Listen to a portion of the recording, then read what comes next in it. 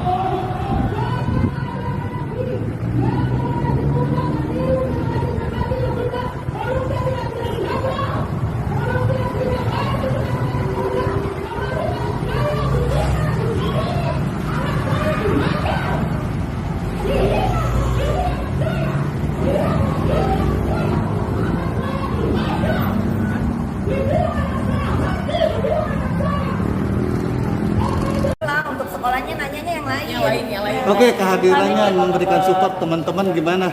Kak Fitri, Satu-satu yang mana dulu? Kak Fitri, teman-teman akhirnya datang nih dari yang sebelumnya kemarin kan rencananya mau hadir tapi sekarang baru bisa hadir. Menanggapinya gimana, Kak Fitri? Kalau saya memang nggak hadir, kalau yang lain kan kemarin hadir. Kemarin kan minggu lalu saya lagi di Mekah, lagi ibadah umroh. Ya, ke depan saya akan mendampingi bersama Zanda dan Bang Fahmi sebagai tim penasehat hukum. Tadi melihat ketegaran Nikita Mirzani, tapi pada akhirnya jatuh pada saat membahas anak, seperti apa tadi itu? Selalu kan kalau Nikita jangan sebut anak. Kalau masalah lain dia akan tegar, tapi kalau udah menyentuh anak dia pasti mengeluarkan air mata. Bang, handphone turunan bang. Handphone. Yuk lanjut. Lanjut Kak, boleh. Bang Fahmi, eksepsi hari ini tanggapannya? Eksepsinya ada 9 poin. Jadi kami mengajukan eksepsi ada 9 keberatan. Total 88 halaman Itu eksepsinya. lagi diusir dulu tuh, sampah lagi diusir. Jadi 88 halaman eksepsinya, ada 9 poin.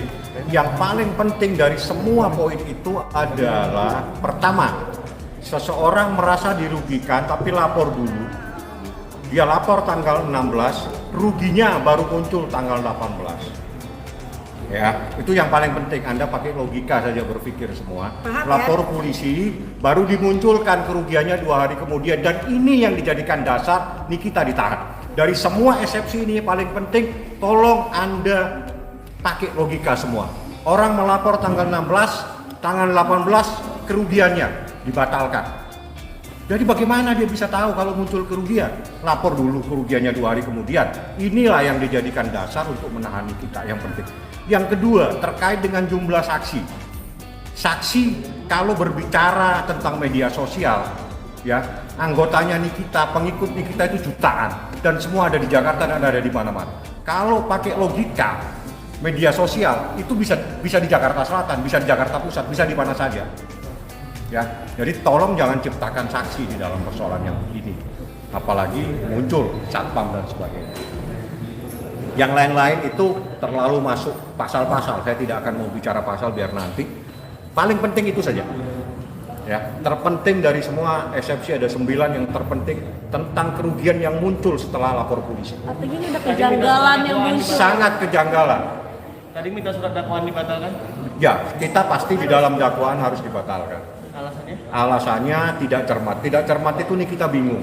Satu, nih kita dibilang mencemarkan nama baik pasalnya, tapi dibilang Nikita itu menghimbau, dibilang Nikita itu mencemarkan nama baik, tapi dia itu justru memposting tulisan dari rekan-rekan media.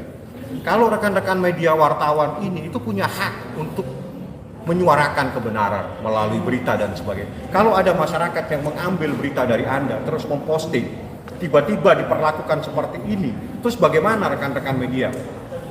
Ini berita dari Anda, diposting sama seseorang di media Instagramnya, tapi dipidanakan. Makanya saya bilang ada kewenangan absolut. Kewenangan itu ada di Dewan Pers. Kalau menguji benar tidaknya sebuah berita, itu ada di Dewan Pers, bukan di pengadilan ini. Bang, kemarin sendiri pengacara Dito juga sempat ngomong ancaman hukumnya sampai 12 tahun penjara. Udah lah, kalau ancaman banyak ancaman. Jadi kalau dibicara ancaman, baca pasal kerugiannya. 17.500.000 dimunculkan setelah lapor polisi. Dan itu ada di dakwaan. Lapor tanggal 16, kerugian muncul tanggal 18. Bagaimana dia bisa tahu rugi? Lapor dulu, oh saya lapor 2 hari kemudian nanti rugi. Coba Anda cerna semua, ya. Seperti itu ini kejadiannya semua. Jadi belum ada hukuman yang berapa? Nggak ada, kalau pasal dakwaan itu biasa. Tapi ini kan perkara yang diciptakan kerugiannya yang tidak rasional dan Anda bisa melihat, ya, seperti itu. Ada? Oke. Kak Jadi Fitri, dari tadi nih boleh ngambil foto saya, nggak usah Ayo. diem-diem, saya Ya kasih udah, yuk kesempatan. sekarang nih. Yuk, Kak Ya. Fitri boleh. Ya kalau lain-lain tentang keadaan pokoknya begini Niki, ya. tentang keluarga Niki, anak-anak jangan ke saya, ke Kak Fitri. Ya, pokoknya intinya begini, Nikita seperti kalian lihat, dia sanggup menghadapi semua resiko hukum yang sedang dia hadapi. Tidak ada yang seperti kalian lihat semua, tidak ada kesedihan apapun yang terpancar dari wajah Nikita. Cuman satu yang harus kalian tegasi tadi, Nikita lagi bicara, keburu harus stop. Nikita mengorbankan dirinya. Ingat ya, Nikita mengorbankan dirinya untuk mengikuti proses keadilan yang sedang terjadi di Serang, Banten. Untuk apa? Yang diduga pelapor juga sedang mempunyai kasus hukum di Jakarta Selatan. Mudah-mudahan ini menjadi contoh buat aparatur Jakarta Selatan juga untuk segera memproses jika benar laporan saudara Leman adalah perbuatan melanggar hukum. Diduga ya, saya hanya diminta tolong oleh Nikita untuk melanjutkan ucapan dia tadi karena dia buru-buru harus kembali lagi ke sel. Kalian tadi udah sempat dengar, saya mengorbankan diri saya untuk menjadi contoh membela Leman. Itu harus kalian catat. Ya. Kak Fitri, soal kondisi Kaniki sendiri di rutan sendiri ada curhat nggak sih seperti apa perasaannya dia atau sempat makan nasi cakung sendiri nggak sih kemarin misalnya?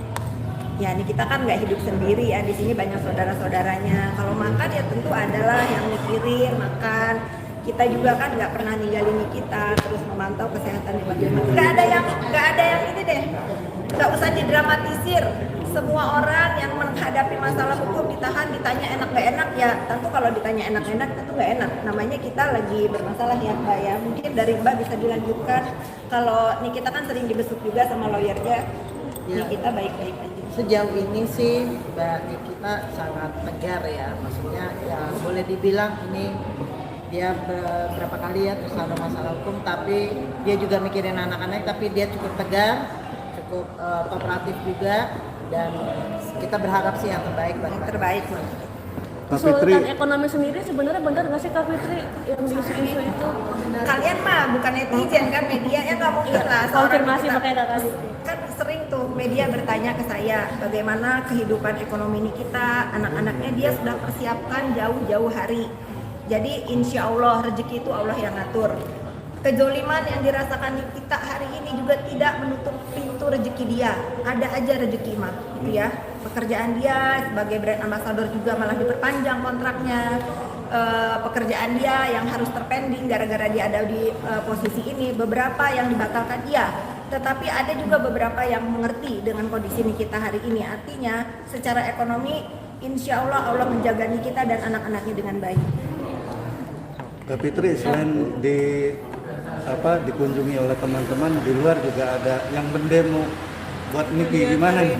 Oh, saya setuju dengan pendemo, beneran. Hayu kita sama-sama mengawasi persidangan Nikita Mirzani ini. Terima kasih yang sudah mengkoordinir demonstran di depan. Akhirnya saya nggak usah repot-repot menghimbau semua warga Serang ini untuk sama-sama memantau jalannya persidangan Nikita. Terima kasih. Benar, aparatur negara jangan takut, tegakkan keadilan seadil-adilnya. Terima kasih ya. Untuk yang Tapi ada huru-hara itu siapa Kak Fitri? Suasana jadi hiburan apa gimana? hiburan aja. Itu tandanya Kak Niki diperhatikan. Itu tandanya Nikita diperhatikan, banyak yang sayang. Justru tadi saya kan dilaporin tuh sama staf saya di luar, ibu ada pendemo, oh bagus dong. Iya kan, berarti kan masyarakat Serang konsen nih, kok ada warga negara Jakarta diadili di sini, harus adil. Iya kan, harus adil nih, harus jangan kan kita udah sama-sama dengar eksepsi bagaimana tadi kalau nggak salah dengar ya bagaimana laporan polisi terjadi tanggal 16, pelapor udah tahu 2 hari ke depan dia akan rugi. Itu aja. Jadi saya benar-benar terima kasih kepada para pendemo, mewakili hati saya sebagai pendukung Nikita dan hati juga ini semua perempuan. Terima kasih kalian sudah berdemo memantau keadilan ini. Oke. Ya. Thank you, Mbak.